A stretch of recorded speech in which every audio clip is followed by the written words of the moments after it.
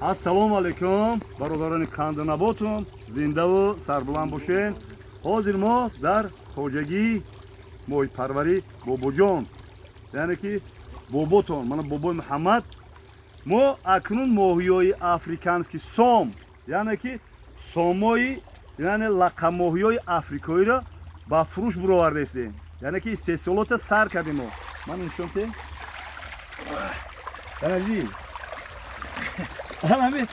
Ana همین ماهیای آفریقایی که ما آوردیم در خواجگی ما پرورش داریم، نهایت پرورش خوب یافتن، نهایت تیز کلان میشوند و نهایت بمزه. ما که آوردیم در اینجا باید این بعد حفظ چقدر میشد آبپوش ویرون میشه و آبپوش کمتر بو میکنه. ما اینا رو گرفته، این ماهی رو آورده مثلا 2 هفته 3 هفته یک ماه در آب تازه نگاه می‌داریم تا که تازه شوند. یعنی که در تمامی دولت‌های پیشرفته ماهی را اول گرفته در آب‌های تازه میکنن، برای که تا پاکیزه سر جبروش تازه شود، ارگانیسم ماهی تازه شود، ادخودا مثل خوردگیش مثل برومادر رو کم ترک ویس شمه پرته و نکی ماهی تازه میشه در آب صاف، آب چشمه ما نگاه داریم. ای بابای خان این خیلی مهنت یاد بگیره. من این برادر اومده حتی ما همکاری دارن، میگن که ما همین ماهی را هم خریداری میکنن، هم با خودشون میبرن، هم میبریم خیر میکنیم، هم کارهای خواجگی پیش میره و هم مثل خیر سخاوت میکنیم من شهر مردم وطن، هم مثل با نیازمندا، با مثل خانه‌هایی که مثل انا بپرستارا و خانه‌های معیوبان و خانه عموما با همین کودکستان و با اینجا ان شاء الله با هم خدا ما برده خیر میکنیم با همراه برادرها. برای همین این 3 سال ما ان شاء الله با هم خدا این سال کمتر بود، در آینده ان شاء الله این 3 سال رو زیاد میکنیم.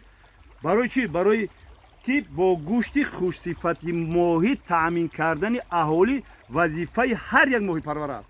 شما چی گفتن هستین برادران؟ مقصد اینه بابای قند همین ماهی‌ها را با ما را به نرخ ارزان میته، با مقصد زیافتی میته برای خیر کردن. ما ان شاء الله با آن رسول الله نصیب باشه میریم همین ماهی‌ها را خیر میکنیم. اینا برده خیر میکنیم، بهترین ماهی است. برادر شما چی گفتن؟ خونه پیرانسالا این برادرم میگه هم فکر هستم.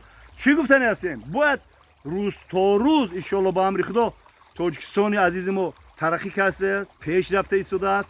ماهی‌های آفریقایی که در آفریقا بودن آمدن در اینجا در وطن ما خودشون به نهایت خوب خودشون حس کردن. ان شاء الله با امر خدا استحصال ماهی رو ما زیاد میکنیم، وعده میتیم که ما با ماهی پرور همش باید استحصالات زیاد کنن، خدمت کنن، باید با گوشتی پهریزی ماهی خوش صفت باید اهالی رو ما تامین کنیم. وظیفه جانی هر یک ماهی پرور است. همینجا 400 کیلو 500 کیلو زیاد کنه. ان شاء الله خیلی را ترازو و میکنه. خیلی اینا ماهی برای تازه شدن در آبی چشم خیلی تازه شدن ما میبره. ان شاء الله با امر خدا با نوارهای خوب، نوارهای بهترین انتظار شن.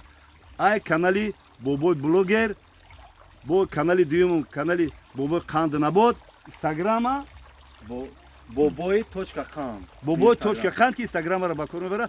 با خاطر رسون کردن هستم که برادران قندنباتم دینا ما یک برادر کی بود جهانگیر در تماس برآمد، خیلی بخشش هم پرسید، نوارم کرد، گفت که ما کمتر نوارها بی عقلانه کردیم، بریدیم وای کردیم، همو رو مثال گرفتیم ودالیت کردیم، با شما همکاری میکنیم. بیا دوست باشین، برادر باشین، در باره وطن، در باره پیشرفت وطن، در باره زیبایی وطن نوار کنیم.